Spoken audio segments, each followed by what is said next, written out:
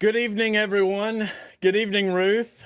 Hey, how are you? Would like to welcome everyone to this. I say this special edition, but they're all special editions. So, welcome to a special edition of the Bishop's interview. I'm joined by my co-host tonight, Ruth. So glad to have you back, Ruth. Thanks. I enjoy doing it, that's for sure. Awesome. So we plan on just cutting up tonight. If anybody, once again, is looking for deep doctrine, you might not get it tonight, but you may get a few laughs and a few chuckles. We're going to be checking the chat tonight. Oh my gosh, we got Dave, we got Coach, we got Lisa. She's been with us, and Jeffrey. So welcome everyone. Hello, Ronnie. My kids, a couple hours ago, I heard a bunch of cheering, and I'm like, "What's going on?" And apparently, they called school off again. So Oh we no. we still haven't been back to school since Christmas. Really? Yep, we've been out with the snow. Here's a picture of me and my wife. We were out. We were out sledding. You can go to my Facebook page and you can see where my wife was begging me to take her down down the hill, and so I did. Yeah, she looked like she was really just pestering you to do it. She was. That's how she is. She'll just keep on pestering till she gets her way. No offense, honey. All right. Yes, Ruth, you need to stay on her to join us. She's a little chicken crap. I know. I think I should interview her. I should interview her while you are in with us. Oh, well, or maybe I'll just go sit on the couch like she does. There you go. There you go. She says I'm definitely fibbing, so I don't Oh know about all man. that. All right, so we have some fun things tonight. So we are going to do a few things, and of course, throughout the night we'll be checking the chat, and hopefully you guys will sort of contribute quite a bit. But we're going to be talking about what Ruth called Mormonisms, and I've seen some various terminology for this. What was the one that someone had put on the Facebook page? LDSisms? Yeah, that one, and then there was another one too, Mormon something or another. But anyway, it's just this, it's this idea that within Mormonism, there's so many things that are just very particular to that only we understand. Yeah. I was just at a friend's house. We were helping her install a washing machine or dryer. And I was telling her what I was doing tonight, and I was reading her some of the Facebook posts that were coming in, and she was laughing so hard. She was like, "You guys are weird. What is all that?" We are definitely "Yep, weird. So we're a peculiar people, that's for sure." we are. I tell you what, let me start with I wrote, so you're a writer, Ruth. Yep. You are a gifted writer. Thank you. I am just, I just kind of try. All right. So I want to read a little something that I wrote. This is about Mormon acronyms. Now, in Mormonism, I've been thinking of anachronisms a lot lately. Okay. Yeah. But an acronym is, where you have like LDS or whatever, right? Right. So I'm gonna give this a shot. This is sort of about my life, and we'll just kind of see how it goes. So Okay. here we go. All right. Before I was a YSA, I had to meet with the bishop because my girlfriend, who's now my wife, one of the YW at church gave me a BJ after a BYD. Uh-oh. We had just got back from EFY, which is now FSY, and we really wanted to CTR. I told the EQP while we were having a PPI. He told me to read the words of RMN and try to be a true LDS. I learned from the BOM that it was a serious sin, next to murder, in fact. The bishop told me to read some stuff in the DNC and even the JST. Many GAs have spoken about this seriousness of this topic. My parents held a FHE, shamed me, and gave all my stuff to the DI. My girlfriend was afraid that all the sisters in the RS knew what she had done. Ultimately, I was able to repent and went to the MTC and became a ZL, but not an AP. After 2 years, I became an RM. I didn't want to go to BYU, and actually, I didn't go to any college. I would have loved to be part of the MOTAB while I was TBM, but now I'm an XMO, and I've told everybody to F off. I tried to be a PMO for a while, but couldn't do it, mostly because of RFM. Yeah, he's to blame for sure.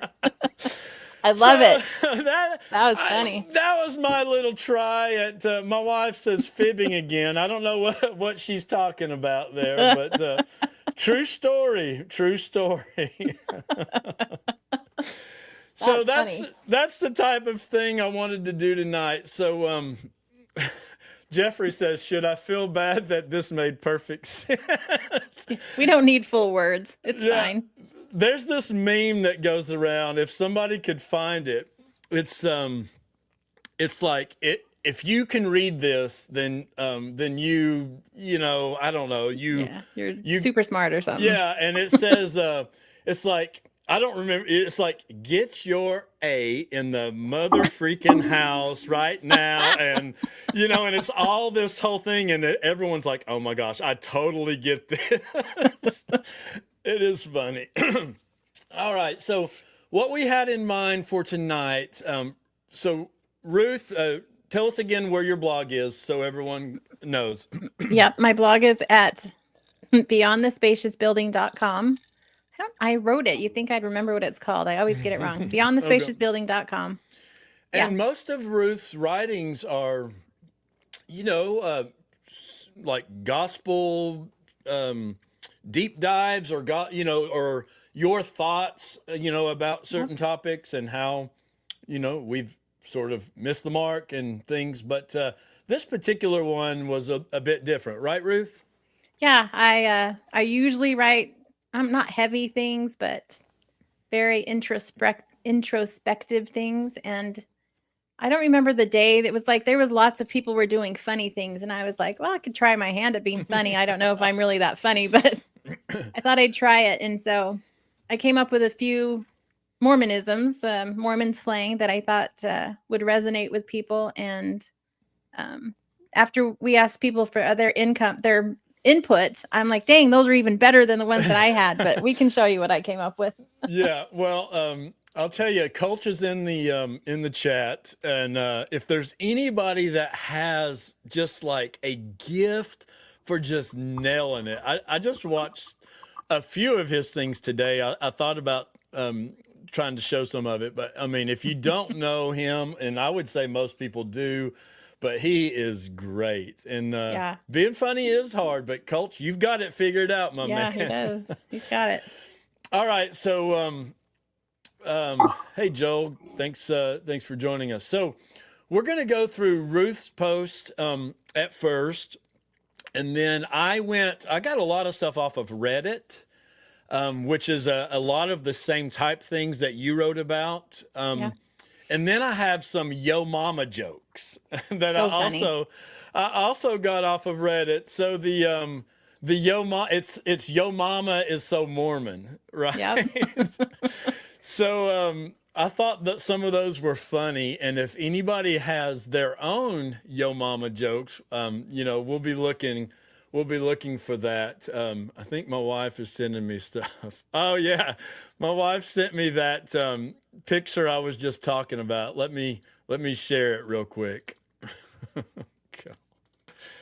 Somebody asked for the post of your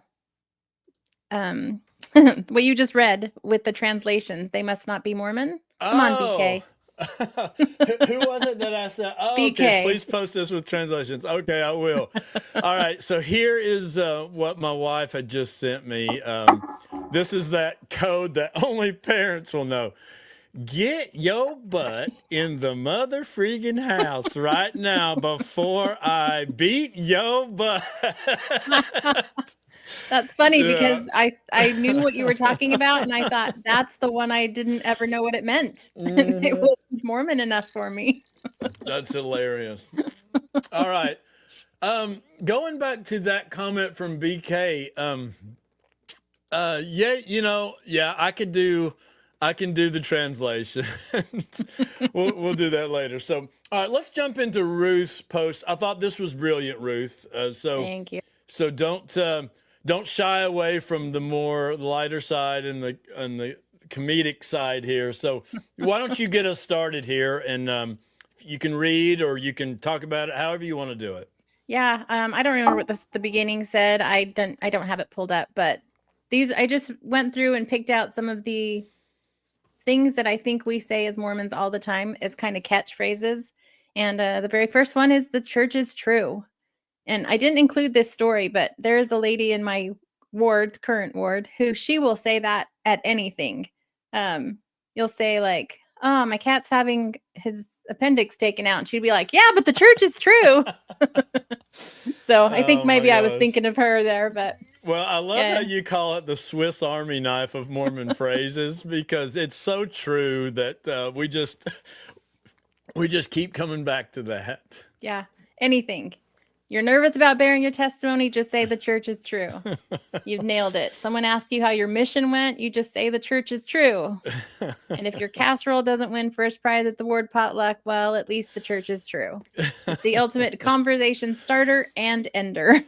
Yeah, I love that. That's very clever. I like this little. Is that a? Did you do that with AI up I there? did. I had some Yeah. help with some AI for my slides. All right. So the church is true. That's something. Okay, Culture Hall. Cults just gave us one. The church just got fined $5 million for shady business dealings. But the church is true. See, it works. Oh, yeah. Let's see. That's true songs. The non-Mormon version of that is God is good. The response is all the time, yes. My wife is pointing that out, especially with all this stuff with the fires and stuff. And people are like, God is good, though. And then someone will say, all the time, So, Good all call right, on that one. Ruth, let's keep going here. Yeah, I felt this lady's. I've been there. I'm too blessed to be stressed. The optimistic anthem of the Mormon moms everywhere, usually while holding a crying baby or juggling a casserole and driving 20 minutes yet to another mutual activity. It's aspirational, sure, but we all know she's about 2 blessings away from snapping. Yeah, I've also felt that one. Yeah, this reminds me of the story. I've already told it before, but I was bishop, and Sister Helton comes up and says, "Can I talk to you?" And right after sacrament, right there at the stage rostrum thing, and I'm like, "Sure, what's up? What's up?" And she says, "Well, I just want to tell you, that your kids are so annoying that I can barely focus during sacrament meeting." Oh yeah, my wife was back there juggling, and there was one time that I think we put a baby gate up to stop kids from coming up because I had so many kids that was trying to get up on the stand. So that's funny. Oh my gosh! So some people's putting some ideas in the chat here. Your mama's so Mormon, she just says the church is. Okay, can you read those for a minute? I realized that I didn't have my charger on my computer. So. Oh yeah, go ahead. All right, so let me see what else we had. Oh yeah, my wife says they just wanted to go see Daddy. My wife did a pretty good job of keeping the kids, wrangled up, but there was definitely some times that I had at least 2 kids on my lap. Let's see what other comments we Let me had. tell you what my kids used to do when my husband was in the bishopric. Yeah. They would get in trouble, of course. They were being naughty. And I would stand up and it was usually my son named Logan. I'd say, "Logan, we're going out." And we would stand up, and then he would just throw himself on the ground. Wet noodle all the way down. And all of my friends that sat around me would just laugh and laugh. And my husband would be sitting up there just glaring at my kids. And then when he got released, he was sitting with us one time and my kids were being like, I thought they were angels. And he leans over to me and he goes, "Oh, they're being so bad." I was like, yeah, you've been on the stand way too long. Yeah. Way too long. Lisa says, my grandson played with the speaker system during primary program. Yeah, there's one button back there that you can hit, and it turns on the audio of BYU TV. It's all you have to do is just hit it one time, and we've had that button hit a few times. It seemed like for like 2 or 3 weeks in a row, we was having sacrament with no power. It was so weird. It's like, oh, it powers out again. Everyone just yell. Yeah. All right. Let's go to the next slide here, Ruth. Modest is hottest.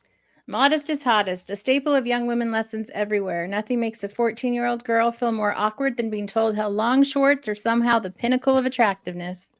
But hey, as long as you're hot while covering your shoulders, it's all good, right? And on this one, I picked these, what are they called? Mormon ads. Mm-hmm. This one says, "Don't shortchange yourself. The way you dress advertises your standards." I can't read it all.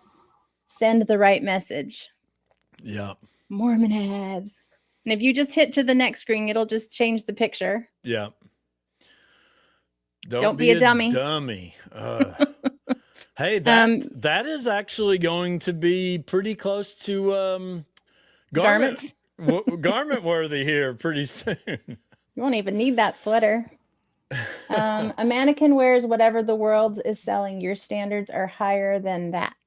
So, these are, I don't know, using modest is hottest for young women is weird anyway. But I remember one year at our girls' camp, our stake young women's leader was going to make t-shirts that said modest is hottest. And after I thought about it for a while, I was like, that's weird. Yeah. I've written quite a bit about this topic. I ultimately had said, well, if you're talking about hottest, meaning you're going to friggin' burn up from all the extra clothes, then yeah, here was one more of the Mormon. Yep. Hey, these Mormon ads though, they're actually they're kind of like a meme or whatever before they were cool, I guess. We're still getting a good use out of them. Yeah, this is terrible. Look how little of a shirt this girl was trying to wear. Can you imagine? That was going to be so tight. I mean, sexy tight right there. It's if it's too tight, too short, and I can't see what that says, too revealing, it doesn't fit church standards. Don't stretch your standards to fit the world. I'm buying that shirt for my wife. Honey, place an order. Size Wait, small. get it now. All right, well, I saw the next slide here, and I'm going to say, Ruth, you don't need to worry about showing them shoulders. You look great down there. And she says, I am still the same moral person with good standards, regardless if I wear sleeves or not. Absolutely. I couldn't agree more. You look great. You disappeared. Can you hear me? Oh, I can. Nope. You went dark. You went dark on us there. Oh, there you are. Oh. Okay. Are you having a power problem? I don't know. My husband saw me my husband hasn't seen those pictures, so. Oh, is he watching tonight? No. Okay. I do want to go back to, well, you don't have to show the pictures if you don't want to, but the pictures, that was I go to Hawaii all the time. I've been to Hawaii, I don't know, 20 times. And every time I've ever gone to Hawaii, I have been fully clothed, double, right? Garments. And in August, I went to the temple and I said, I am not wearing one sleeve the entire time that I am in Hawaii. And I didn't. My friend that I went with is not Mormon. And she even said, I don't even wear sleeveless or strapless, whatever that is that I wore. But I was like, no, I'm feeling this Hawaiian air on my arms and I'm still going to be a good person. Absolutely. This is interesting. Ronnie Messer says, I'm an adult LDS convert, was raised Jehovah's Witness. Lots of similarities.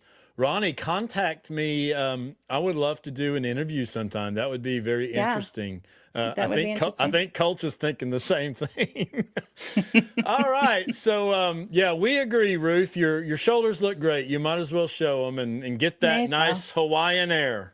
That's right. I've never been to Hawaii, but maybe this year's our chance. Will be my wife and I's 25th anniversary. Nice. So. You should go. You should go. All right. Take us to the next one here, Ruth. The next one is when the prophet speaks, the debate is over. This one's not exactly funny when you're sitting in the heated ward council meeting. I'm sorry I have to keep going around. But you have to admire its efficiency. It's like the Mormon version of the trump card. Well, the prophet said it, so I guess we're done here. Mic drop. Yeah.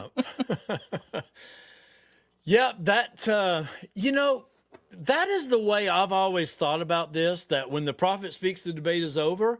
But then I see Ward Radio in Cultural Hall, and we're going to talk about this soon, but I see Ward Radio doing full episodes saying that the rock and the hat thing is not... It didn't happen. That it didn't happen. It's like, the prophet spoke. That debate is over. What am I missing, Yep. All right. So, yeah, that's a good one. The prophet speaks, the debate's over. Let's see what else we have here.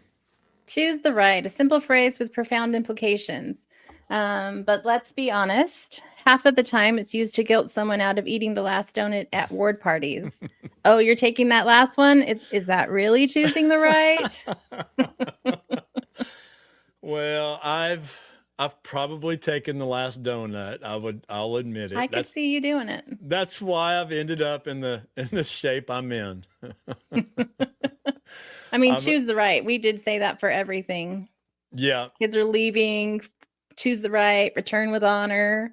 I mean, they were just going, to school. Yeah, that's right. Yep, that's a great one. Let's see. I love this next one. I didn't go on a mission. You read this one, and then you can tell us one of your mission stories. All right. Well, before we get into it, and this is what you're talking about. So my son works with my nephew, who's a great guy, but he has told me that there isn't a day goes by that he doesn't say, when I was on my mission, it's like all the time. When I was on my mission. So, all right, let me read what you wrote here. The classic conversation starter for returned missionaries everywhere. When I was on my mission, it's a phrase that guarantees a captive audience, or at least polite nodding, as you engage everyone with tales of tracting, eating questionable casseroles, and that one time you accidentally knocked on the door of a less active member's mother's cousin's neighbor's house. This phrase also doubles as the ultimate trump card for spiritual authority in any casual gospel discussion. Who can argue with, I learned this on my mission? It's the Mormon equivalent of dropping, I studied abroad in regular conversation. Bonus points if your story involves bike mishaps, exotic foods, or converting someone within 5 minutes of knocking on their door. Whether you served stateside or internationally, when I was on my mission, will always hold a sacred and slightly humorous place in Mormon, and then I can't see the last, vernacular. There you go. It was covered up on my screen here. So that is so true. I don't think there's been a Sunday go by that I have not heard that when I was on my mission. Or there's another one that's sort of equivalent, and it's in our other ward, it's like everyone always wants to say, well, here's how we did it, as if that's a better way to do it or whatever. Yeah. All right, let me check this couple chats here. Nelson has his head up his butt. The debate's over. Let's see here. It's over until it changes to a temporary commandment. Yep. Those temporary commandments, man. Yep.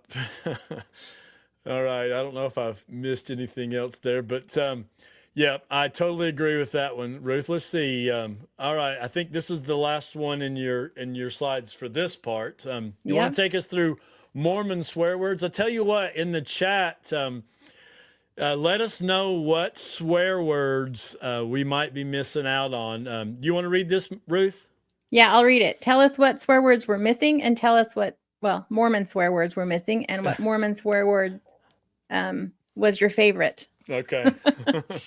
And of course, we can't forget the treasure trove of made-up Mormon swear words. When frustration strikes, you'll hear expressions like, oh, heck, or the ever-popular, what the fetch, sometimes escalated to what the H. There's also darn it, flip, shoot, and the slightly rebellious dang, for when you're feeling especially daring. For the truly frazzled, there's fudge, dagnabbit, snap, and the ever-versatile, ah, crap. Nope. Ah, crud. And who hasn't let out an exasperated, oh my gosh, or a golly in the heat of the moment? Either way, you've got yourself a wholesome string of expletives. If things really go sideways, you might hear a friggin', freaking, or a frustrated shut the front door. I've been known on occasion to use the son of a bishop or even mother, father. These expressions may not carry the weight of traditional cursing, but they are a reminder that even in moments of frustrations, Mormons are striving to keep it clean. Bless their friggin' hearts. All right. So that's all wonderful. Lynn adds, a friend had 3 obedient kids, so she thought parenting was easy. 4 came along, and she was a hellion. Misbehaved in church, was dragged down the aisle, and called out, help me, Bishop. That reminds me of a story my wife tells. She'll have to set me straight, but it's basically that her mom's taking her out of sacrament meeting, and I think she cries out for help from the bishop or something like that. So Jiminy Christmas, that's a pretty good one, Lisa. Yeah. You're really mad when you use that. All right, I'll be honest. I mentioned this the other day. I did not swear as a non-Mormon. And you and I have spoken about this, Ruth. Yeah. You will not find a friend that says, oh, yes, he did. He's lying. No, I did not. I have a black thumb right now. I hit it today with a hammer on accident. Working in the basement. My wife says, did you cuss? I said, no, I didn't. Like, it's just not what comes to mind. It's not the way I'm wired. And so, you know, I'm used to saying this friggin' thing, or, you know, what. Yeah.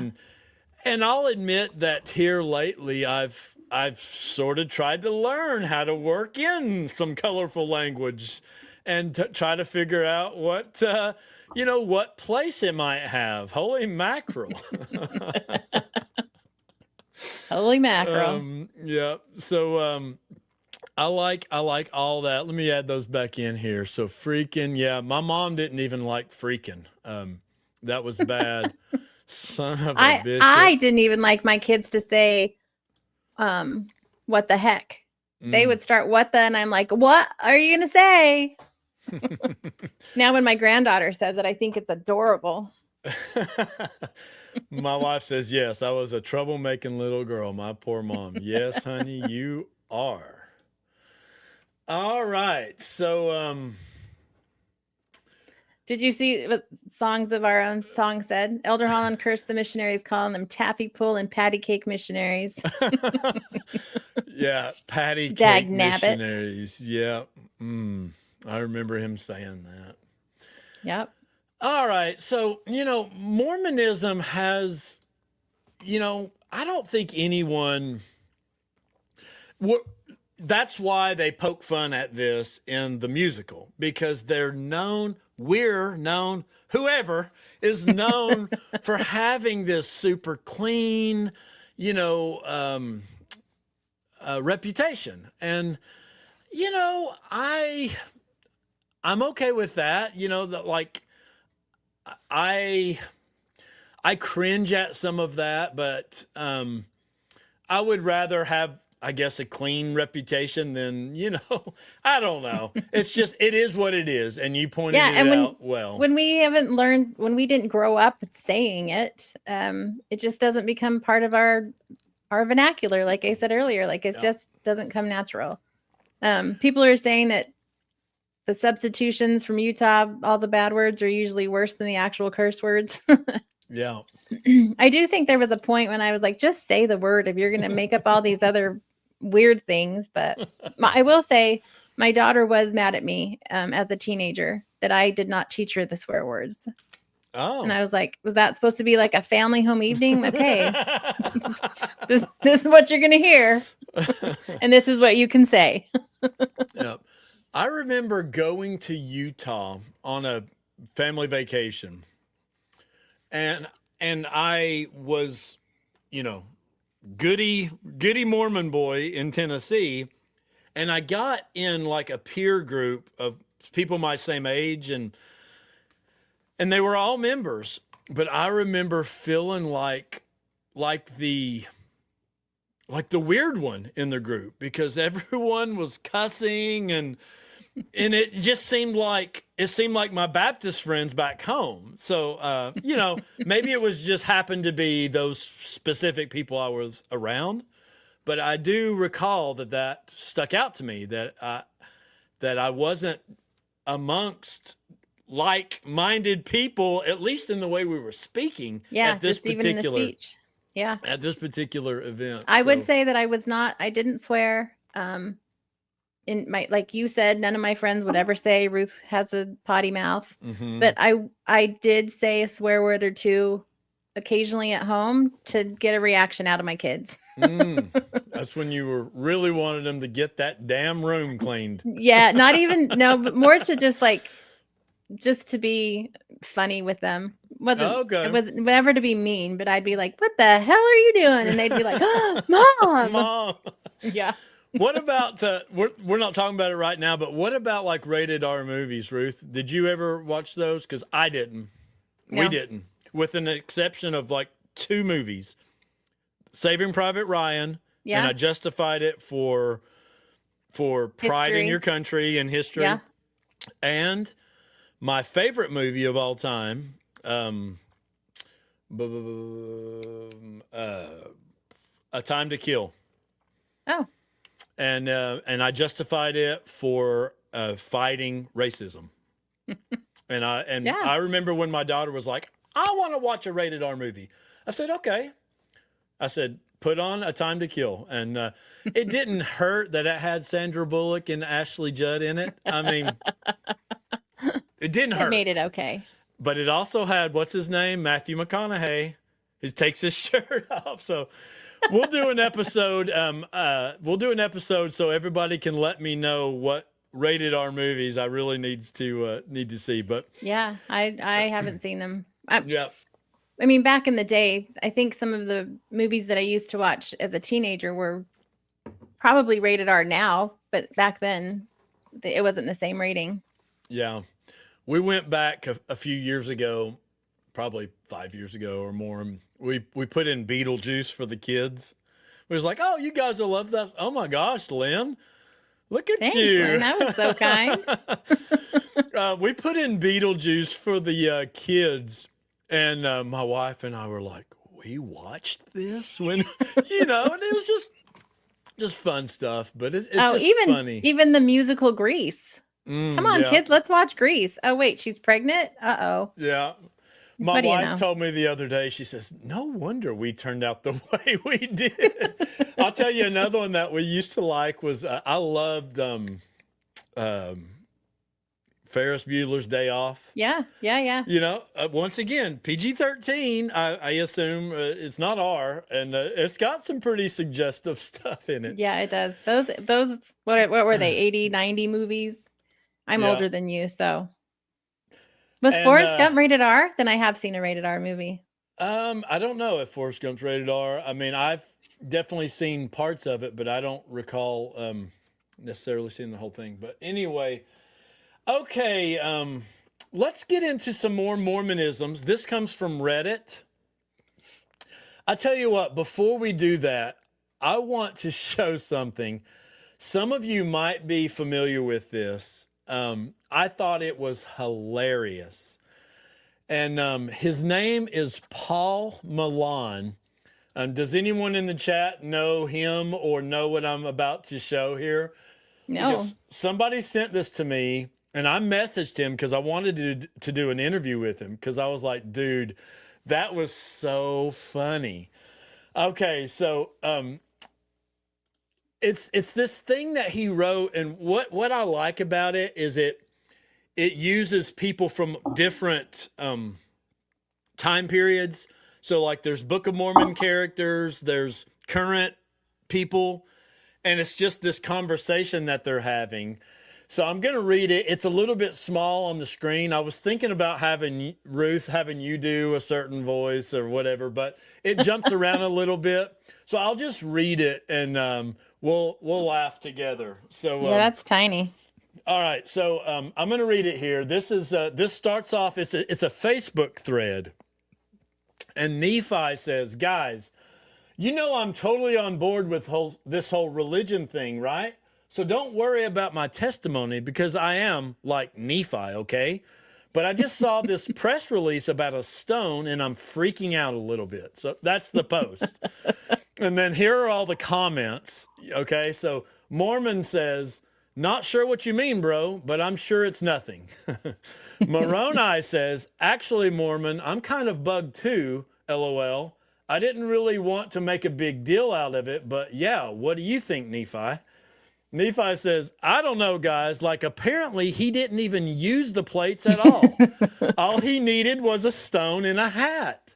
Moroni says, "Dude, I know. Those things were heavy. Like, they were a real pain to haul around, and I had a lot of other stuff on my mind." Mormon says, "Wait, what? I just Googled. Is this real life right now? He didn't use the plates?" Mormon says, "Like, do you have any idea how much time I spent on those plates?" Then Nephi says, "Mormon, seriously? I know it's a surprise, but seriously, you know I did way more work on those than you did. I'm already a little peeved at you for cutting out so much of what I chiseled out."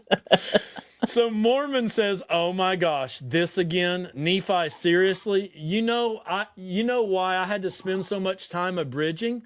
Because your engravings sucked so bad, they almost didn't even look like Reformed Egyptian at all. So just step off." And then Boyd K. Packer says, "Nephi, call me." Call me. And then Layman says, "LOL, where's the popcorn? This is too good, LOL." And then Moroni says, "Yeah, seriously, calm down, guys. Facebook isn't the place for this. And besides, I had to engrave and haul these lousy plates around for like the rest of my life.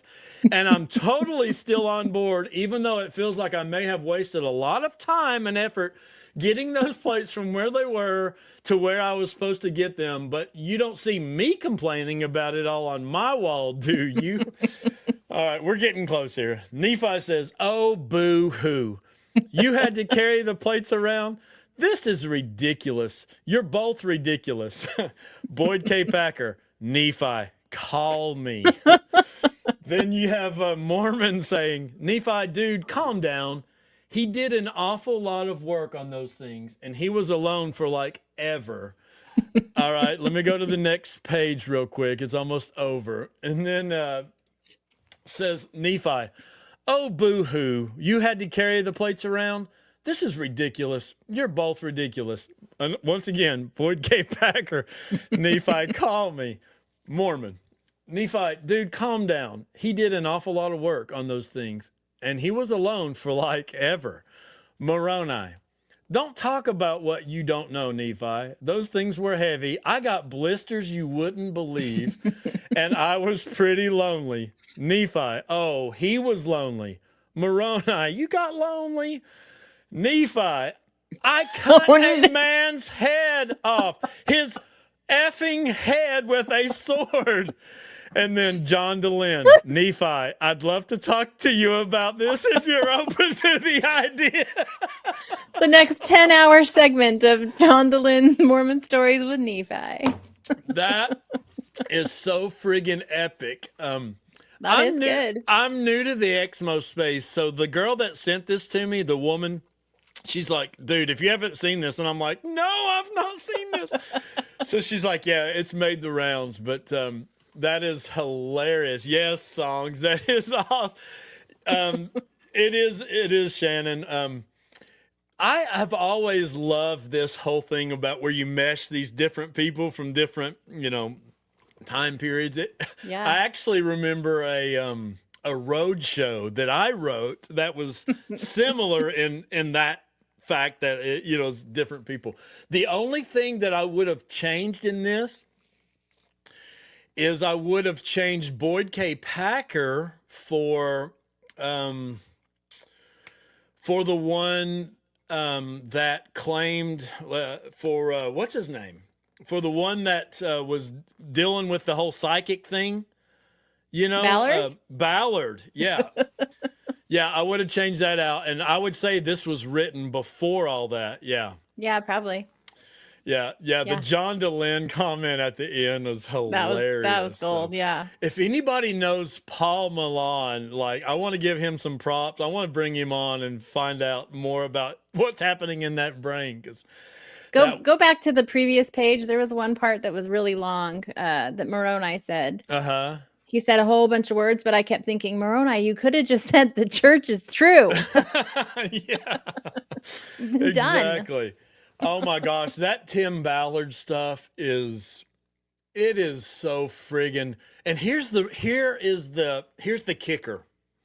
My brothers are TBM. They love Tim Ballard. They love this whatever of freedom, whatever it's called. Yeah, Sound of Freedom. Sound of Freedom. I've never seen the movie, but I know all the bullshit. I know what a friggin' fruitcake he is. Yeah. And it's just so funny to sit at family events and it's like, oh yeah, that guy's awesome. He's a Mormon. It's like, mm-hmm. So anyways, I did see it, and at one point I was behind them. I was with them saying he's so great.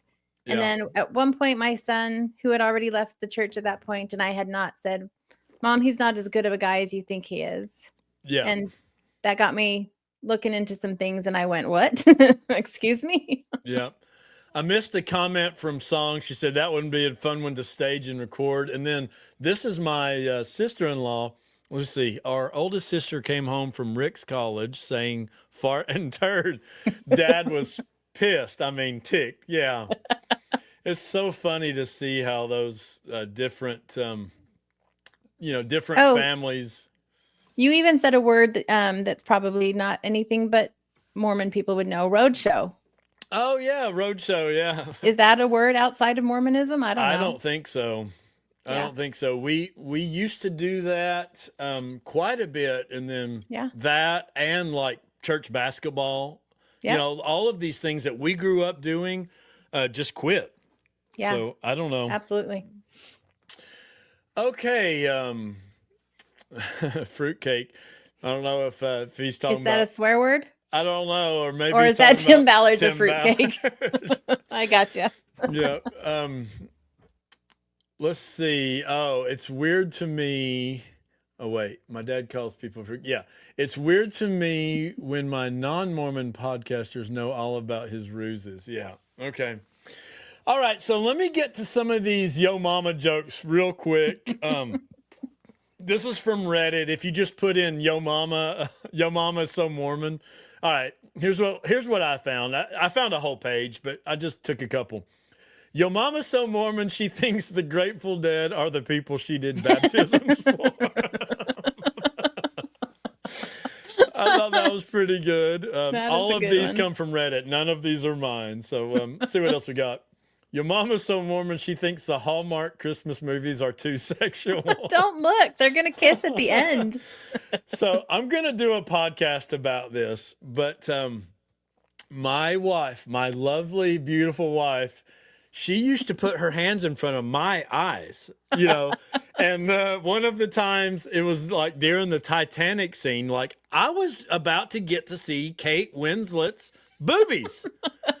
And I was so happy. And then all of a sudden it was bam. I was like, there's a couple cracks in these fingers. Good job, Amy. Good job. I'll talk about this whole thing. This is a whole thing, and that's I'll talk all about it. My wife says, "Oh, brother." All right, let's see what else we got. Yo mama's so Mormon, she drinks her hot chocolate cold. Yeah. We know that DNC 89 says you can't have them hot drinks. Which is what I've been drinking tonight, folks. You can't be doing that, Ruth. You cannot have that hot drink. I'm sorry. You have to have your cold mimosas. Let's see what Joel says right here real quick. I went to my first fireside with my jacket on. I got there and said, "Where the heck is the fire?" I wish I would have had a fire extinguisher. I was so mad. Yeah. Yep. What the heck is a fireside? All right. Song says, or a cold white It's claw. we know what she's drinking tonight. All right, let's see what else. Yo mama's so Mormon, she got rid of the coffee table to avoid the very appearance of evil. That is true. Like, how many times have you heard that? Oh, well, it's the appearance of evil. You know, like I used to hear it. So my parents played music for a living growing up. Right. There were times that me and my brother and sister were backstage, like in a room, just waiting on mom and dad to get finished. But I know I've heard people like, "Oh, you shouldn't even go in a bar or whatever," and they had their kids occasionally, you know, and we would be back there working on Boy Scout stuff. I remember, like, got to work on our Boy Scouts while mom and dad are out, But yeah, that would be the appearance of evil. With this one, just the coffee table, I'd even say that I was so Mormon that I was afraid to eat coffee cake, which doesn't even have coffee. It's just the kind of cake you eat with coffee. I was the same thing with some sort of coffee flavored blizzard or something. I remember being like, I shouldn't do this. Ronnie had said, I secretly still drank coffee when I was active in the church. And I know that there's lots of bishops I've been hearing that are fine with coffee and tea. And that's so weird to me because, once again, we do this all the time. On one hand, I love it. It's like, yes, bishops, use your brain. This is ridiculous. On the other hand, we're led by a prophet. We have rules. You know, it's like it's a constant. And I think that's why I'm sitting here doing an Exmo podcast because, like, I was this way. I was like, no, you know, the bishop or the prophet says it, you know, so interesting. Yep. You and I were the same in that way. It either is or it isn't. You can change it now, but it still was. Yeah. Yep. BK makes a good point. And Song says, my mom is the only member left in our family. My sister used to live with her and she poured out her coffee and often poured out her beer. Yeah. Oh, I got to tell a quick one on my sister-in-law. I don't know if she's still in here talking about pouring out the beer. I got to tell this. So my brother-in-law, we were just with him a couple hours ago. Awesome guy. He's a man's man. He's a hunter. You know, he's a roofer. Just a stud of a guy. Well, he had a habit of dipping, you know, a skull or whatever. Yeah. And there was a time that he gave it up because he was going to the temple and, you know, we wasn't doing this whole thing like I'm going to just put on a good face. Like he gave it up. Well, anyways, there was a time later on that he kind of gave in and started doing it. And she found it. She found his little skull can. I'm waiting her to pop up in the comments, but she friggin' put cow manure or something like that in his skull can. I was thinking like X-Lax or something, but cow manure might be worse. Yeah, it's a wonder she didn't kill my man there, but yeah, she was going to show him a lesson. So, oh my gosh, here's one of my good friends, Sarah. She says, Vaughn, that's her husband, and I were so righteous that there was a year or so where we wouldn't even eat chocolate because it had something similar to caffeine in it. Yeah. Listen, It has I caffeine in believe it. that from Sarah wholeheartedly. Like in our ward, they were the very top of spirituality, of like example for the ward. And I totally Following. Yeah. believe that. Yeah. Yeah. My Amy wife said it was says it dry was cow manure. dried cow manure. Yeah, whatever it was. Okay, let me keep going on some yo mamas here. Let's see. Your mama's so Mormon she uses her wine rack to store aluminum foil. Absolutely, why not? We have a little wine cooler now.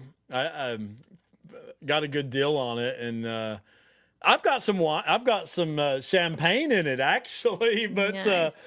um, I can see that I probably would have used it for aluminum foil. I mean, I've seen them real cute used as towel holders for like the bathroom. That I would don't know. work. I thought about it as as a TBM. Yeah. Yep. See what else we got. Your mama's so Mormon she majored in Reformed Egyptian at BYU. Yeah. I bet it comes in handy. Yep. And your mama's so Mormon she had her first orgasm when Stockton sent the Jazz to the final. I'm not laughing. I am not laughing. That's hilarious. Mama's so Mormon. That is hilarious, isn't it, Songs? Cultural Hall. Let me see. Laugh. I don't even know what LFG means, but I think he's laughing. Everybody's laughing at that. This Richard Oakton dude, I want to talk to you. He is an awesome guy. I've seen some of the stuff he's written. Yeah, that is hilarious. I'm giving everybody a chance to laugh at that. That is hilarious. It is hilarious. Okay, let me see what else I got. Your mama's so Mormon she didn't wash whites and darks together before 1978. That one, it's funny, but it's not. You know what I mean? You're right. You're right. But it's so but ridiculous. it's funny because we understand and how ridiculous it is. Whether we're talking about people or clothing, it is ridiculous. It is. It so is. All right. So after that, I just went through Reddit and got a couple Mormonisms. We'll finish with this unless anyone in the chat brings up any others, and we can also open up the studio here in just a second if anybody wants to come in and kind of tell want to tell some similar things. So, all right, a couple Mormonisms I found. The whole bless this food to nourish and strengthen our bodies. I mean, we've all heard it 1,000 times, and it's so stupid when it's talking about a friggin' cupcake. It's like, oh, this sugary thing is about to nourish and strengthen my body. Make those eggs count somehow. Yeah. All right, let's see what else we got. Flirt to convert. Yeah. I talked about that with our sister missionaries and our my son-in-law. We had some really cute sister missionaries, and that was one time that definitely worked. Are you turning the time over to the chat? We definitely will, Songs, here in just a second. So get ready to come in, or we'll just read from there. Hey, Greg. Welcome. All right, so let me see what else I got. Oh, your tender mercies. Oh, everything's a tender mercy, right? I think that was from a Bednar talk, wasn't it? It was Bednar, yeah. Originally, but everything now is a tender mercy. So tender mercies when you find your keys. I'll keep going back to that one. Yeah. Wade says, "Oh, you're so kind. I just got logged in." Yeah. So Wade Oakton, awesome guy there. I still haven't talked to him, but I follow him and read a lot of his stuff. Oh, yeah. Song says, munch and mingle, lunch and linger longer. I've never heard the first two, but linger longer, we always had those, and those were our best Sundays. Yeah, a friend of mine told me to go along these was in the singles word. It was called bring a cookie, get a lookie. I don't know, something like that. I'll tell you a secret. My wife has she'll like elbow me and she'll be like, look at the certain family. And she'll be like, like kids got their finger up their nose or something. And then there's a linger longer and you're like, we got to find out what dish they brought. Yep. This Julie brings up something, the whole Jell-O thing. I know that Mormons are like known for their green Jell-O salad or whatever. Yeah. I don't exactly know where that comes from, but she says my mom was so Mormon that all varieties of Jell-O with every dinner and beautiful molds with random fruits is submitted in its own mini marshmallows. Yes, Julie, I get that. Wait, did you have Jell-O dishes? I don't remember it from my experience being such a Mormon thing, but I know that it's even like, do you know like the Mormon rap through the Mormon rap? You heard that one from, that one talks about green. Yeah, that's way back, the Mormon rap. But yeah, so I know they talk about green Jell-O salad and stuff. See what Colt said? What did Colt say? Our hello. His Jell-O. Oh, our Jell-O had shredded carrots in it. That's common. Coleman says Jell-O and Mellows is amazing. So, hey, maybe the Mormons know what the hell they're doing. Yeah. So my mom's passed away, but my mom made this Jell-O dish every holiday, and we still make it. My dad and I eat it. My kids make faces at it. And we just call it orange stuff. Okay. But Lisa I'm pretty sure she started after she became a Mormon. She started making it. Lisa says my mom put cottage cheese in it, and then we can't forget about the funeral potatoes. Love funeral potatoes. Are you kidding? I love potatoes any way you can make them, okay? I don't care how you make them. My wife made me some yesterday that were great. Let me see what purple pumpkins. That's a new name. I haven't seen that. Yeah, let's see what they say. Pumpkins. I remember the talk in 2010 conference that said two most important words you can say is thank you. It's the only thing I remember from the talk. Okay, I'll have to look that one up. Thank you. Jell-O with mayonnaise. Mayonnaise is the worst. All right, let's see what else we got here real quick. All right. Oh, a testimony is found in the bearing of it. I used to try to justify that, that whole thing, but it's nonsensical. It's like, how are you going to share something that you don't have yet?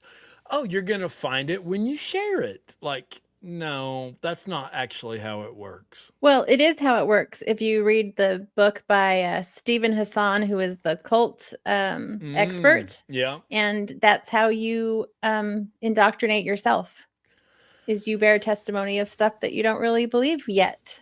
I've got to share this one right here. This is random dad stuff. So some of you guys remember my best friend that had come on this podcast earlier. He is an active bishop and the best guy you'll ever meet.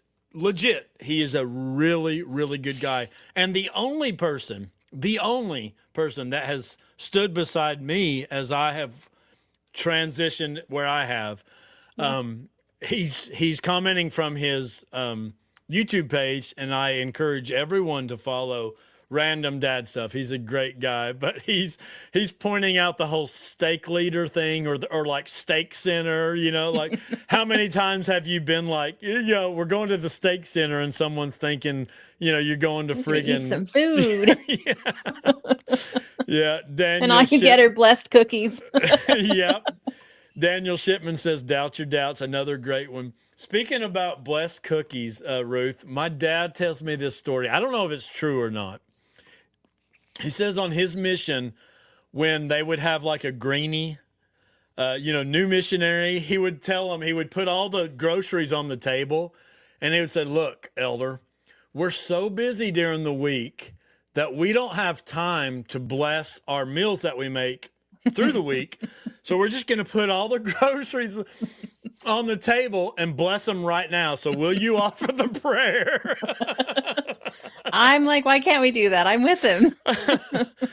Yeah. And then it brings up the whole idea, like if you have leftovers, which we always have, you know, You need it's to like, re-bless them. are you supposed to re-bless them, right? We are still thankful. Oh my gosh. I remember I do construction a lot, and I remember working with someone, both, you know, Mormon, and him being like, you know, aren't we going to say the prayer? And, you know, right there on the construction site. And I was like, dude, just say your own, you know, just say your own. So, Yeah, that reminds me of when we were investigating. So again, if those who know the story, I was 9 when my family took the missionary discussions. We had probably close to being done or maybe recently baptized, but the missionaries told us, well, now since you guys, I think we had been baptized, since you're baptized, we can teach you the real way to pray. We're like, okay, let's do it. They get on their knees. So they have us get on our knees. So we get on our knees, and then they just flat themselves out, completely flat on the carpet, and they start to pray. And my dad was like, what is happening? And then they started laughing. They're just pranking us, but we would have probably done it if they had told us it was real. I see. This is interesting from Sarah. She says in the temple cafeterias, they had signs saying you didn't have to bless the food because it had already had been. That is interesting. So blessing things once a week should be good. Oh my gosh. All right. Let's see what else we have here. Yeah. In the name of thy son. Yeah. So I remember pointing this out. I would nudge there was a couple people that would get up to bear their testimony, and then I'd nudge my wife and I'm like, watch, it's coming. Because they didn't understand when you're bearing your testimony, you're talking to the congregation, right? And then you would say, and I say all these things in the name of thy son. Well, wait, I don't have a son named Jesus Christ. He's not my son, you know? So that was always funny. I'd be like, here it comes. Because you knew the people that would do that. Yep. All right, let's see what else we have. Yeah. Oh my gosh. This I pray in the name of our Lord and Savior, even Jesus Christ. Didn't you hate? I mean, at the time, I remember asking, why do we do that? And someone's like, it's reverence. It's like, you know, even Jesus Christ. Like, that is weird. And sometimes they would go like in the name of Jesus Christ, our Savior, the Comforter, the Revelator, okay. Yeah. We get it. That is weird. H because it said Jesus H Christ in your little slide thing. Oh yeah, I don't know what the H come from. Yeah, I just copied it from the thing. Maybe they had a reason for that. I have no idea. Jesus H Christ is a swear word. It really is. I promise. Yeah, I don't know what the H was from. All right, let me keep going here. Let's see. Even Jesus Christ. All right. We're thankful for the moisture we have received. How many times I've done this before, you know, God, thank you for the moisture. Like, let's just say rain. Yeah. You know, like some people don't like the word moist. I remember I'm not a fan of it. A few weeks ago, I was fighting with my wife. I was like, you know, people don't like that word. She's like, why? And I'm like, well, I don't, it's just like an image that I guess it you know, she's like, I don't understand. I'm like, well, we'll talk about that later. I think sometimes in our prayers or people's prayers, we feel like we need to make them sound better. Like God doesn't know what rain is, or got to use moisture. Greg dude is funny. So yeah, purple pumpkins. Yeah, we can go a lot of places. I'm going to be a respectful human being, and I'm not. Let's see what Sarah says. Yes, it is a swear word. I think Michaeline. She's talking about Jesus H Christ. How the H got in there. Oh, okay. Yeah, I don't know anything about that. Yeah. So, don't get the moisture comment. Oh, she said. Janine says I don't get it. Yeah, I don't know. That's just that's just whenever we've had rain, I have heard in prayers a lot. we're thankful for the moisture we've received. Have you heard that, Ruth? Yeah, Yeah. all the time. I live in the desert. When we have rain, we always say thank you for the moisture we have received. Yeah. All right. Let me see what else we have here. The family that prays together stays together. Yeah. I think it's just because it rhymes. You know, everybody Yeah, likes it's things nice. that rhymes. Yeah. That's nice. I don't have a problem with that. Let's see what else we have. Oh, this was funny. Okay. I did tell my friend this one. My first year of camp, our theme, oh my gosh, was I can do hard things. If I had been 1 year older, that phrase would have had so much more hilarious meaning to me. Yep. But you know, Oh. I'll have to bring it back to the cartoon with polygamy, Joseph Smith. If they kept saying they had to do hard things or things they could, I don't. They just kept saying the word hard over and over again. I am such a friggin' middle schooler tonight. Maybe it has something to do with that mimosa. I don't know, but yeah, the hard things. So, yeah, I agree with this comment. All right, hey Mike, thanks for joining us. We're just having a Just being ball silly. out here. Yeah, we're just being silly. So, let's see. I also had a couple with 11 kids get divorced after kids all graduate from high school. It's so sad both ways. Mormons don't marry for the right reason. That's right, Grant. Okay. Oh, the apply this lesson to our daily lives. That's a common thing. You know, we're especially during a prayer at the end of thankful for all these things and help us apply it to our daily lives, right? Yeah, That's I think I've said it, and I think it was because what did we just learn? At least help me figure out what am I doing? My wife says, "Do I need to come up there and take that drink from you?" Yes, honey, but my champagne bottle's empty, baby. So Can you bring him another bottle while you're coming up? yeah. All right, let me keep going. Yeah, the women had to do hard things. That's right, songs. Yes, so. Hard things. All right, so we got to apply the lesson. Oh, that we might. This one was funny. So, during a prayer, it's like, Heavenly Father, help us that we might get home safely. So it's like just a 50-50 chance. Maybe. I don't want to get home safely, but I want to maybe that we might get home safely. Yeah, why do we say that we might? I don't know. But you're right, we do. Yeah. Wade says, yeah, I was wondering about that. And Song says, here's a good one, that we can keep the spirit with us, right? So somebody would probably say that because we've made light of sacred things, that we don't have the spirit with us tonight. But that is another common one. Yes, Songs, that we'll say that we can have the spirit with us. And yep. Oh, here's random dad stuff again. Once again, my best friend says, you have to say, we're thankful for this day in the beginning of prayer. That is true. Heavenly Father, we're thankful for this day. And now I can say what I want to say. That's a good point.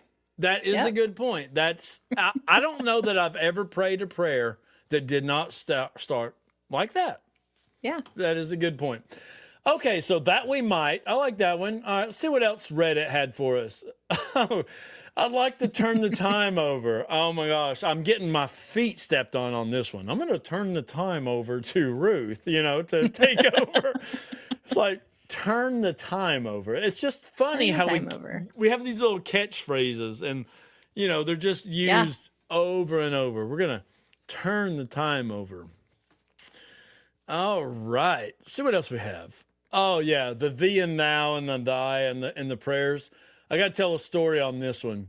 So I visa waited in Oklahoma for 2 months, and I remember talking to this dude, big old beard. He had just been baptized, and we had brought a member with us, and we asked the new convert to say the prayer, and he was like, Heavenly Father, we know you're there, and would you help us with this and that? And, in the name of Jesus Christ, amen. At the end of the prayer, this seasoned member that we brought with us to the new convert says, at the end of the prayer, before anything was said, brother, I just need to say a couple things. When we pray, we use the words thee, thy, and thou. And I was just sitting there. I became like this small, like, oh my gosh, he's going to be so offended. But let's think about this. Let's just put on our friggin' thinking hats. Like, why does God care that we talk like friggin' whoever? Back in the day. Yeah, like biblical times. Yeah, some old dude, you know. Why does God care about that? He doesn't. Yeah. He does not care. And we're taught language. that we're supposed to use reverent language. Why is Old English from the freaking 16 somethings? Why is that more reverent? Yeah, you're right, Greg. I was this big. I was like, oh, we're gonna have a rough time with this. Especially if that new convert hadn't ever prayed before or hadn't done that. Like, what an honest, wholesome thing that he or she was trying to do, and to be called out on it right then and there. Yeah. Yeah, this whole virtue signaling thing, you are exactly right, Grant. That's what it is. It's like, let me show everyone how seasoned I am in my prayer. And I'm as friggin' guilty as the next guy.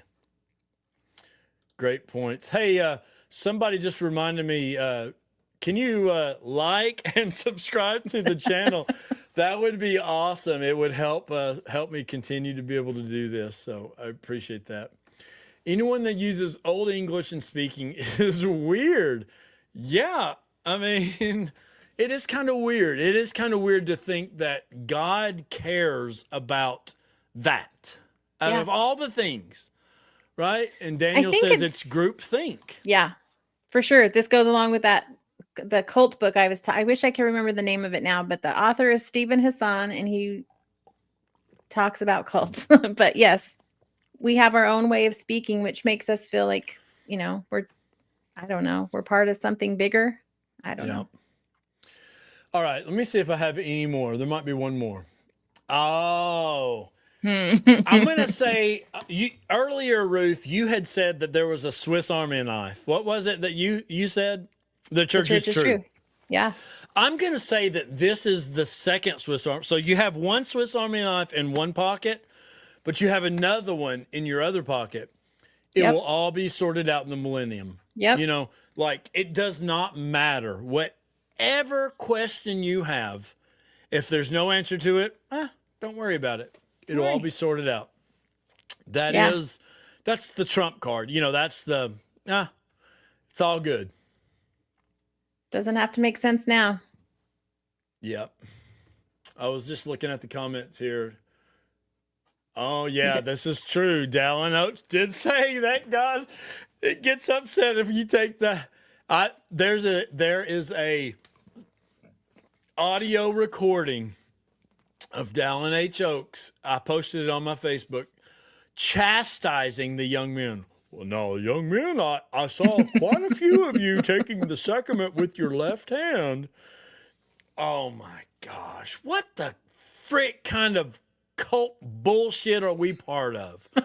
When somebody cares about which hand you take the sacrament with. Maven said there's demons in the left hand. That's why. Oh, Maven.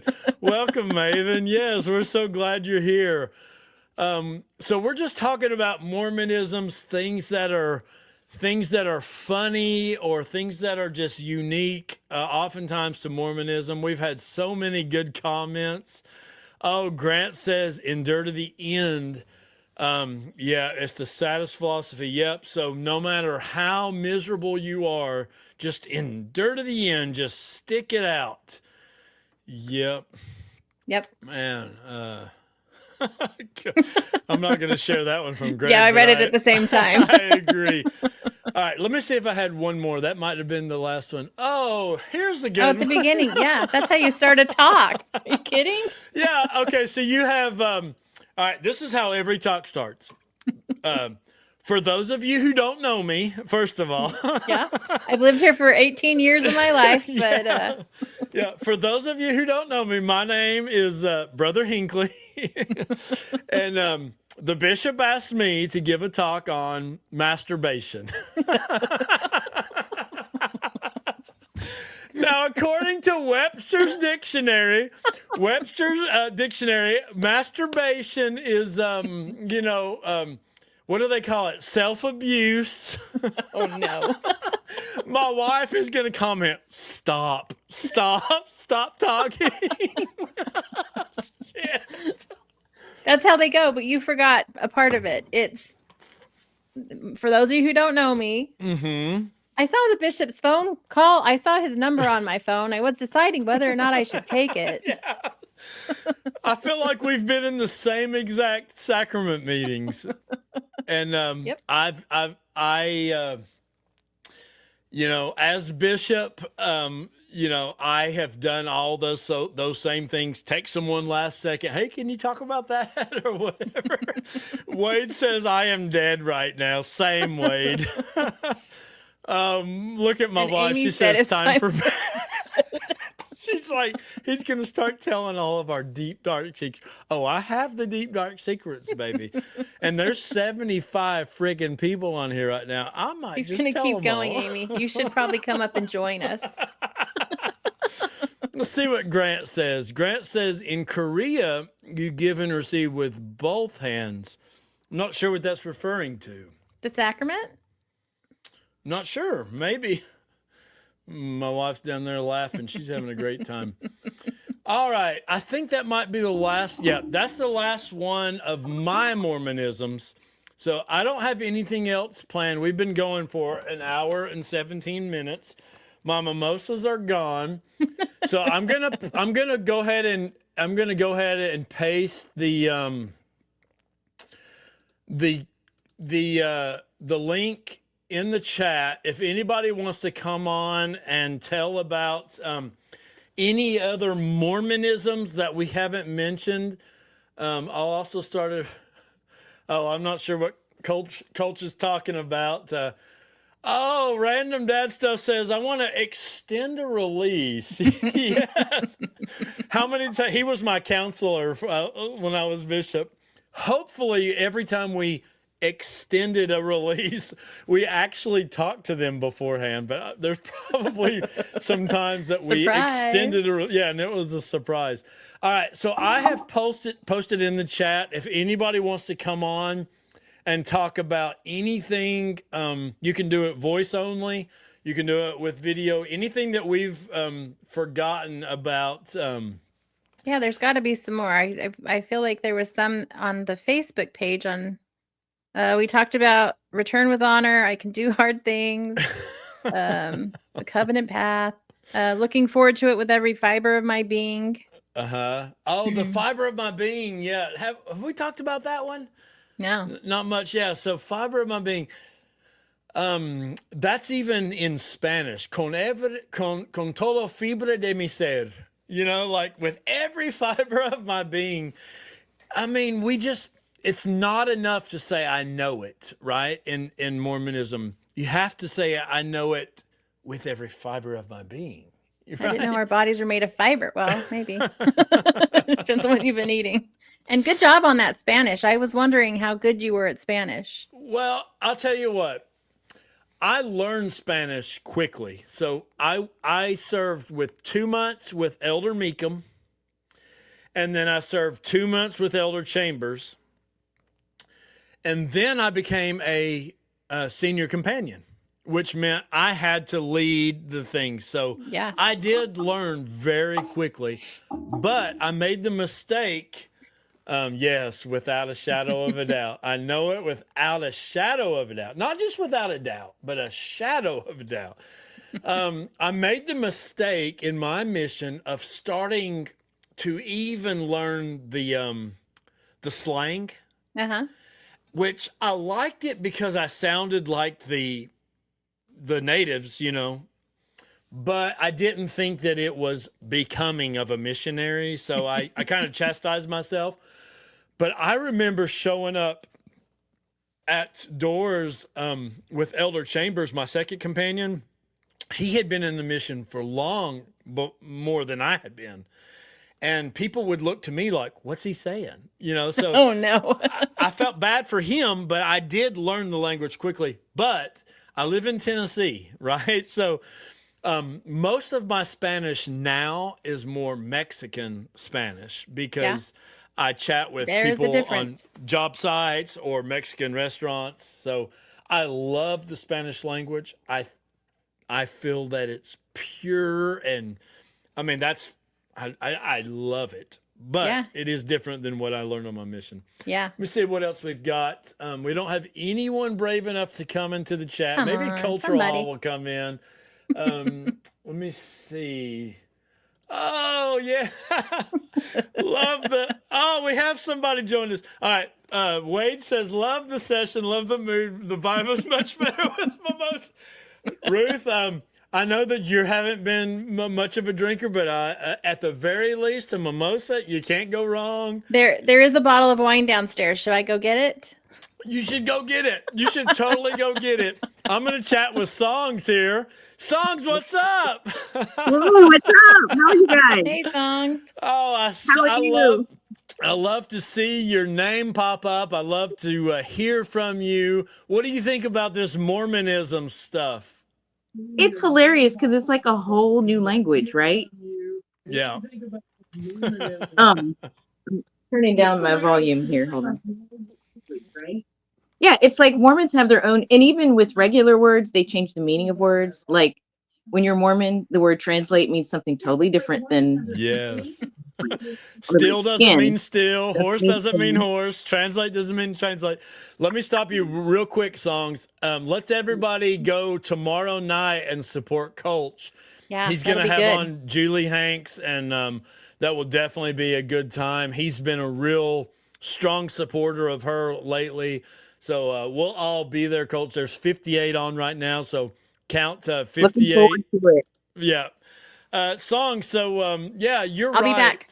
Yeah, you're good, Ruth. You're right that that there is a whole just when someone's baptized, they don't know that they're getting a whole new language, right? Yeah, it's a whole. It's like just like what he was saying about steak and steak. You think you're going to the steakhouse, the Ward Building, and you're expecting food, and like, no, it's just a group of people. Have there been any Mormonisms that we've left out that you were thinking of, Songs, or have we pretty much covered them all? One of the ones that I posted on Facebook was about this is something one of my home teachers used to say all the time.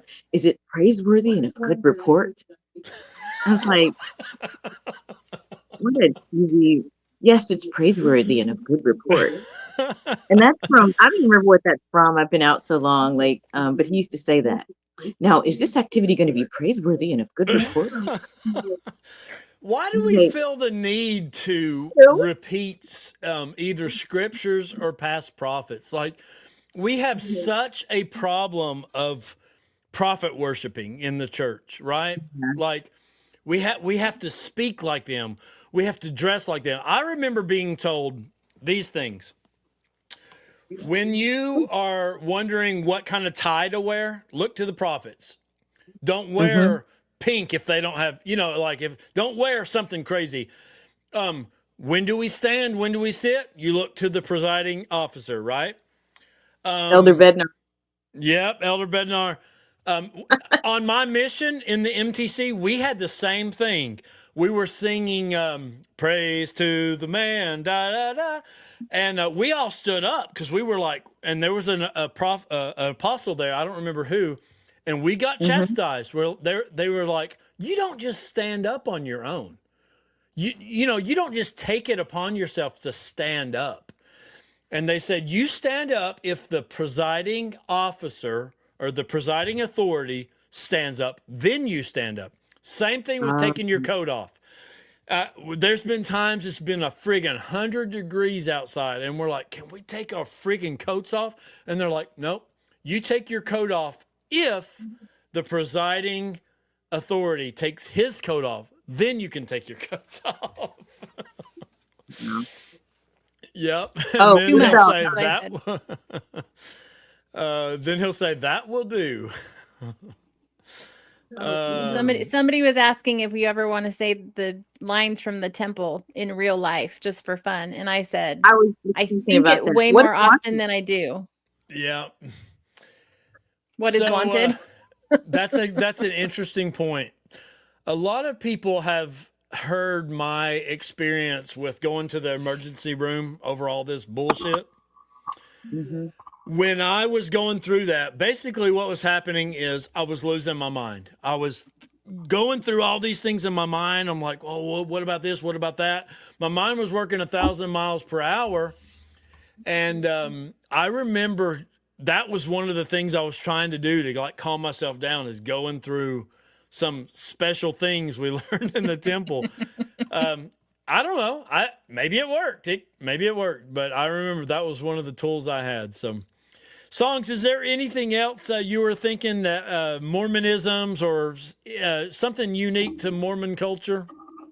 Yeah, like one of the things I was thinking about when I looked at your post on Facebook, calling an election made sure. Like I Ah, remember my home teacher would talk about that, but I didn't know what he meant until later. And I was like, yes, and his calling an election was made sure, as we know. And I was like, do we though? What do we know about that? And I didn't know for sure what that meant until later, but like weird Mormon culture stuff about second anointings.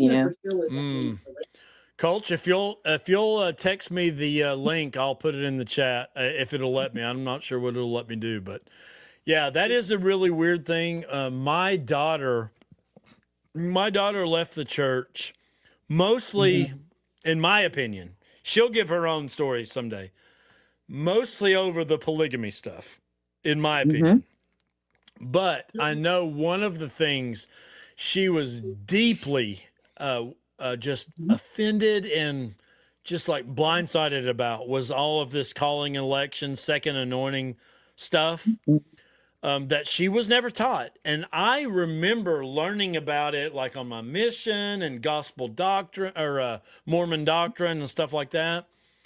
But yeah, I mean, she just kind of felt like it was a good old boys network, like the good old boys got their second anointing. And so, yeah, deeply problematic.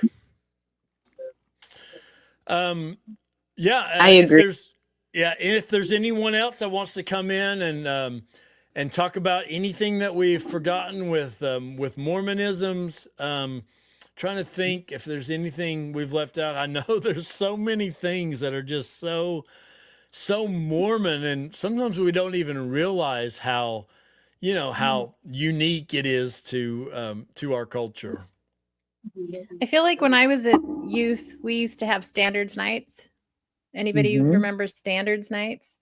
And Yeah. I think I told one of my friends one time, I was in high school, and they're like standard, like how you're gonna learn how to drive a car? Like, what are you doing at standards nights? So they didn't get that one either. And Yeah. yes, Wade's comment, correct. Mhm. Yeah, Janine says, yeah, I kind of feel like it's a good old boys cult or club. So, it can feel like that for sure, especially when you start looking into that second anointing stuff. Yep. Oh, we've been going for an hour and a half. I'm having the time of my life. Glad Songs is with us. If anyone else wants to come into the studio, the door's opened. Otherwise, we're probably nearing the end.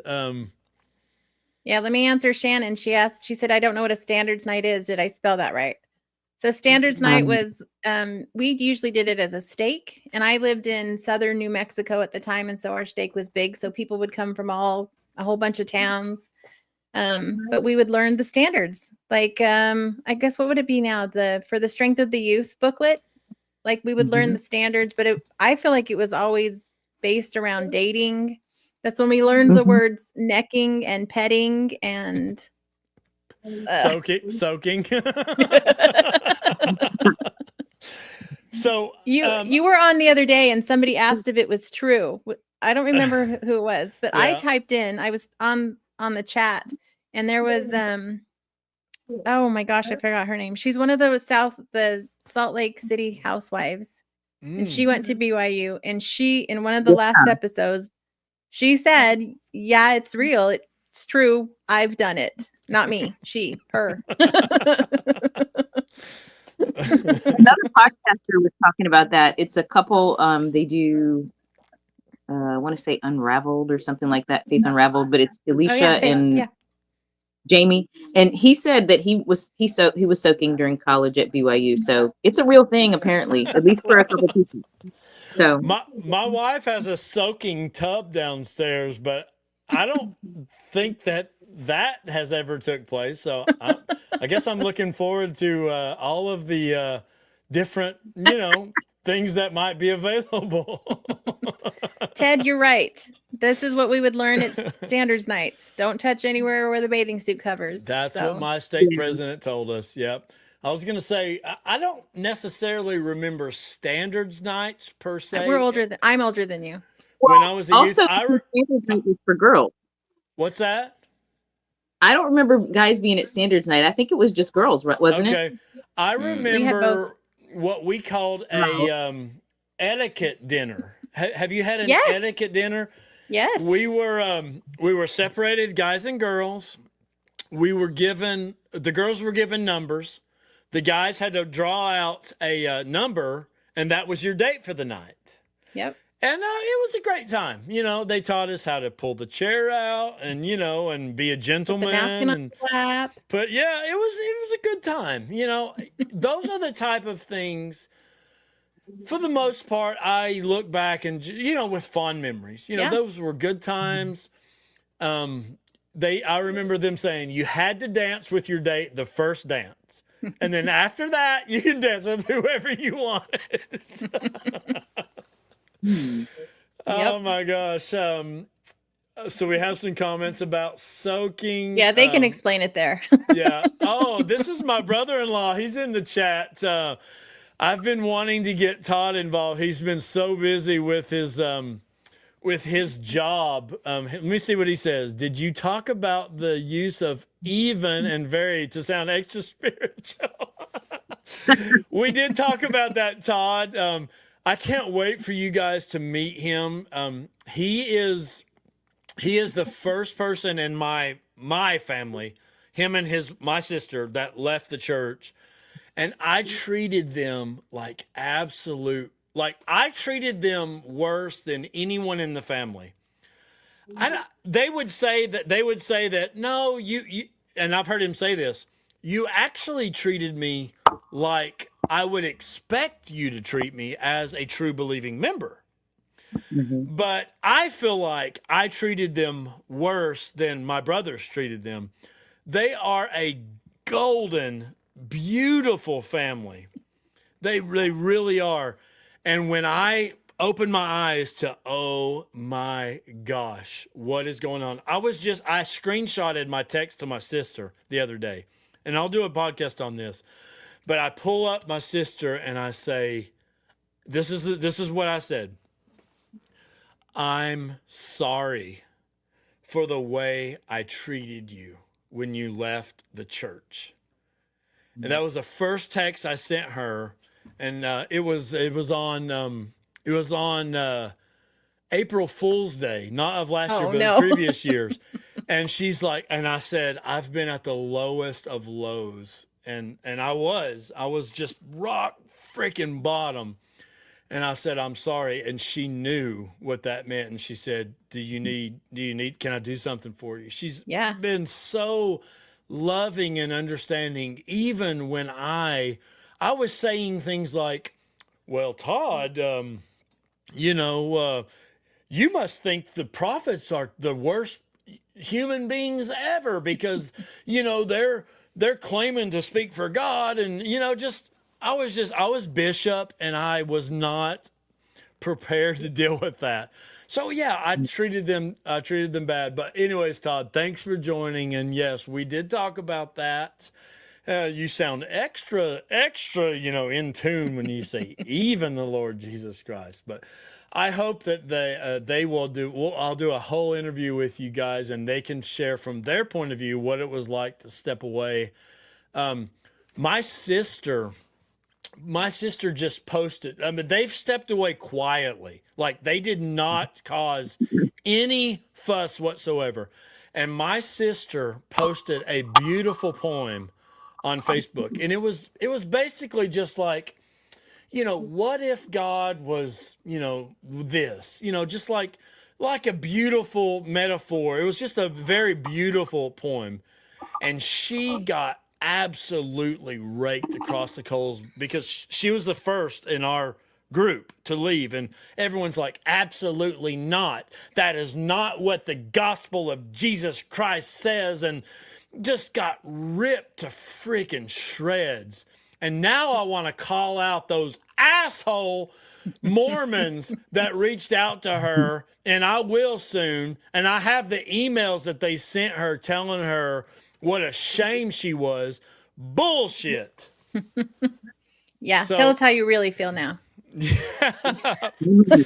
Oh my gosh. Let me see what I've missed in the chat. Your wife said that every time you said, "Oh, my wife," she gets nervous. Oh yeah, daddy-daughter dances. Yeah. Yep. I think Coach went to sleep. GeoPlanet, I'm sorry. Let me see. Coach went to bed. Wasn't one of the prophets caught with the prostitute? I know nothing of that. I don't know. All right, here's Todd. This is my brother-in-law again. This dude, you guys don't know. This dude is like really good guy. Love your fire, Nate. Love that you tried to save us, and glad you joined us on the dark side. One of these days, I'll tell you about the first time that we connected, that like we were trying alcohol, and my sister was like, no way, because I've always been so against it. Yep. I've always fought it freaking tooth and nail. Like I was not only was I not tempted, I was not even remotely tempted to try it. It was not even in the realm of possibilities. And there was a really funny time when she was like, no way. Yeah. Oh my gosh. Yeah. I don't know anything about this, what you guys are talking about. We'll have to look into it. Yeah, I don't know. So, the Devil's Cup. Gosh, you guys are great. We've got 60 people still on. We're just sitting here shooting this absolute breeze. I was going to say shit. Oh, you almost said it. Go. Shooting the shiz. That's what we're doing here. Talking to Mormon swear words. Yeah, it is funny. I loved being Mormon, and some of the funny things. Like I like being different, Mm-hmm. I don't like finding out that the things that I was taught aren't right or aren't correct or aren't accurate. I don't love that. And that's why I started, speaking out. So yeah, same. The blog that I wrote today talked about the first time the member of the bishopric reached out to me after I had left. I hadn't told anybody, but I told him, like, I don't have a problem with anybody in the ward. I don't have a problem with anybody in the stake. Everyone's great people, but I'm stepping away. So it's not about the people. Yeah. At all. Yeah. I have so many friends at the church, bishop of a small ward, very small ward. Mm-hmm. Like there's about 150 active, but half of those are people I'm related to. The other half are college students that come and go. So yeah, great people. And that is the ultimate, like, kind of like gotcha question for me, because the people are great. I don't deny that. And so the question would be, well, then is it really that big of a deal if they're being taught? And I'm going to tell you, I'm going to talk about this on Thursday. I have a his name just skipped my mind, but it's I have a guest coming on Thursday, and I'm going to ask him what would be the best argument on the TBM side. And this is what I think the best argument is. The best argument is all of the stuff the Exmos say is true, first of all. Okay? Like, y'all have problems with the first visions? Yes, we do. That's true. It's a shit show. Y'all have problems with the Book of Mormon historicity? It's true. It's a shit show. Like, all of the stuff you guys say is true, but the Lord knew all that and wanted his people to be what they are today. Like, in my mind, that is the best argument that the TBMs could have. Like, Yeah. the Lord knew all that stuff, but he wanted his people, because I think there are great people. Now, that reasoning doesn't land with me, but I feel like that's the best they could do, because Exmo stuff exists because it's true. You know what I mean? Like, if it wasn't true, someone would just come out and say, yep, they're crazy. Here's the proof, or here it is. It exists because it's true. So they just need to come out and say, you guys are right, but God knew that, but he still wanted his people to be like the Mormon people. And then we can talk, write songs about the damage the Mormon church does with race and with sex. I mean, we can still have a conversation about how good the Mormon people are, because we know that there is still a lot of judgment and bad things. Anyway, I'm ranting. I'll probably talk about that on Thursday. So anyways, someone that mentioned the American Primeval. My wife's been watching it. I wasn't super interested. Did you guys see that? Yeah, I did. I watched watched it twice. Go ahead, Songs. I was just saying I watched it twice because first of all, I really love Westerns. So like I always watch Westerns. And I was watching because people were saying it's inaccurate. So I'm like, okay, let me see exactly what the inaccuracies are. And I even went so far as to watch an old Mormon Stories episode from last year about Mountain Meadows. And then they mentioned that there's some papers out there. So I started reading the court documents. I only read through like maybe 3 just to see what exactly happened. But then anybody watched the Mormon Stories this afternoon about that? Because I watched that, or I listened to that on my way home. Yeah, I did.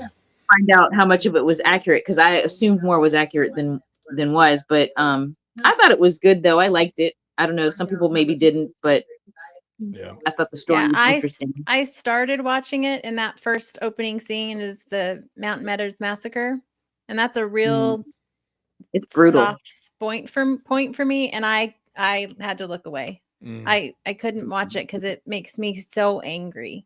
So I haven't gotten any farther than the first one yet though, but I'll watch it.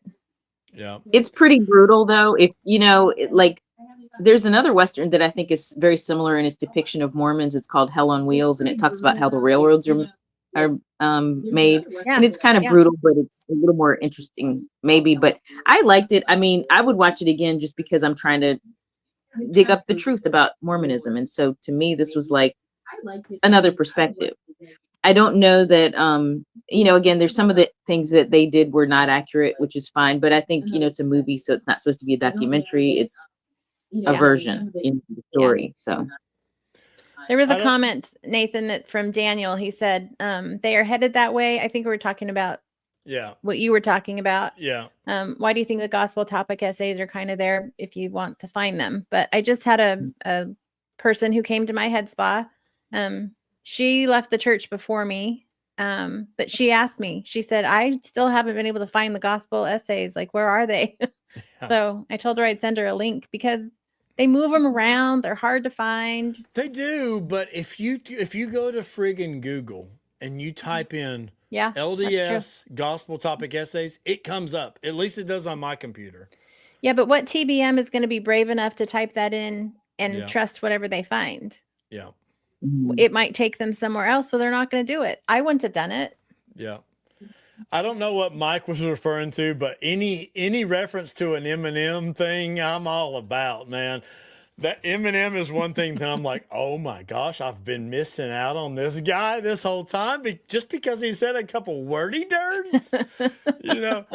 So guys, look, I've had a great time tonight. Yeah. This has been, there's still 61 people. I would just keep going, but I'm afraid I would overstay my welcome. Songs, thanks for joining us. Yeah. I look you. forward. Yeah, I'm going to go ahead and let you go, but thank you so much for joining. Thanks, Yeah, on. we'll talk soon. Ruth, your blog is awesome. You have Thank you. funny stuff. You have thoughtful stuff. So once again, thanks for joining me, and you've been a great co-host tonight. Absolutely. I enjoy myself every single time. All right. I will look forward to the next time that we get to collaborate. I'll go ahead and let you go and say Sounds thank good. you again, once again. All Good right. night. And guys, thanks again. Yes, there's so many in the comments saying good night and thanks and everything. Yeah, and why go? Yeah, I know we could keep doing this, but I don't want you guys to feel like I'm just shooting from the hip. So thanks again for joining. I love you guys, and I say that in a true way. Yeah, I realize I don't know you guys, but you add so much to these shows, and you support me, and I appreciate that. So I look forward to bringing you more stuff that you'll enjoy, and just once again, thank you all for all you've done. So with that, I'm going to play my theme music. And before I do that, somebody reached out and said, hey, I know what song that is, because they went to my Hinckley Brothers albums and they found it. So that was pretty cool. But with that, I'm going to play my theme music, and it's going to count us down.